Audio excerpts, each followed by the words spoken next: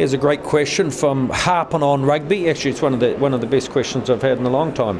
Are the traditional roles of positions 6, 7 and 8 going to disappear from the international game altogether one day? I think it's a great question. It's a great question for me because in my career I played in all three positions. Started off as an open sider, ended up as a number 8 and also played number 6. And I think, especially this week, if you look at two teams, and it answers some of the other questions.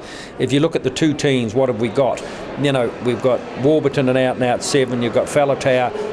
Yes, he's an 8, but he could be a 7 as well. And you've got, I know Tuberek's on the bench, but he could come on. So you could have, Wales could finish the match with two open siders, we would see it, and a number 6 or number 8. The same a bit in Ireland. I don't think Sean O'Brien, is an out-and-out 7.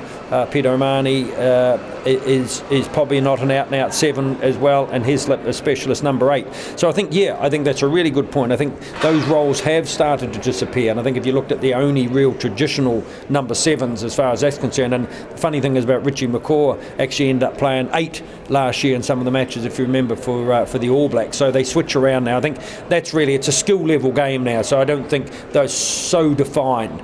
I think that when the Lions actually travel out, the Irish and British Lions travel out to Australia, they'll probably look to take a couple of specialist open siders. But I think it's a great point because I think they will disappear, and I think we're even seeing that now. We're seeing 6s merging into 7s, 8s merging into 7. I suppose that goes on to why has Neil Forbes, why has Kidney selected a back row that has one informed player? He has a point. I suppose that canKidney, is conservative by his nature. It'll then move on to the point of why is there probably not some more Ulster players, because they're the informed team in Ireland at the moment. Let's face it. I think he's canKidney's somewhat selecting by experience, especially I suppose Sean O'Brien. Look, Sean O'Brien is world class on his day. We saw that out in the World Cup, and he's a great ball carrier. I think the same as Heslip. He's now the captain, so he's assured his position. It's just where do you juggle the others? I don't know that Jamie has had the kind of form that they talk about in the UK, that he's the informed number 8.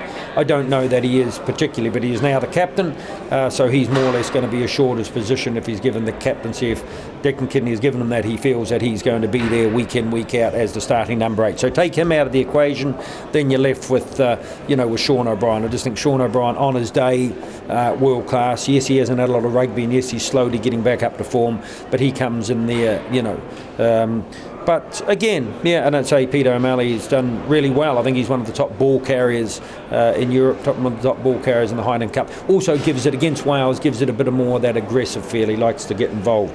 But I say, moving on from that, I suppose, so the next question is, how can canKidney ignore Henry's consistent form as one of the best number 7s in Europe? Yes, Chris Henry has been one of the best number 7s in Europe and continues to be one of the best 7s, but he is an out-and-out, he is one of the out-and-out specialists, open siders.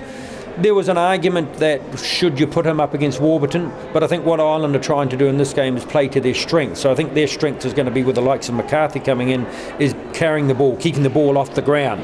I think if you go for Henry against Warburton, you're playing like with like, what Kidney is trying to do, and I agree with him.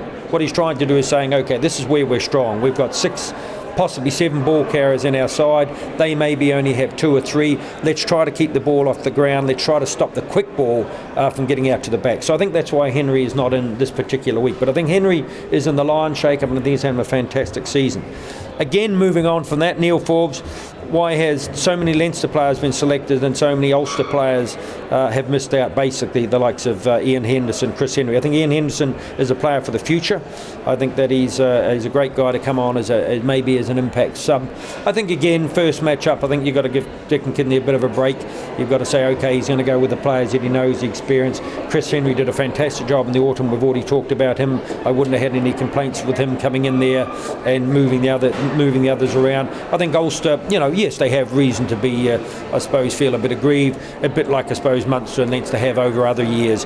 That will all come through. Ulster keep producing, and those players will come through. I just think, we're seeing the end of an era of some of the Irish players. I think we've seen Craig Gilroy step up from Ulster. We've seen Henderson thereabouts. We've seen Henry there. We said Best. Tom Court's had a great season. So I think those players are thereabouts. It's just that they need a break to get into the side.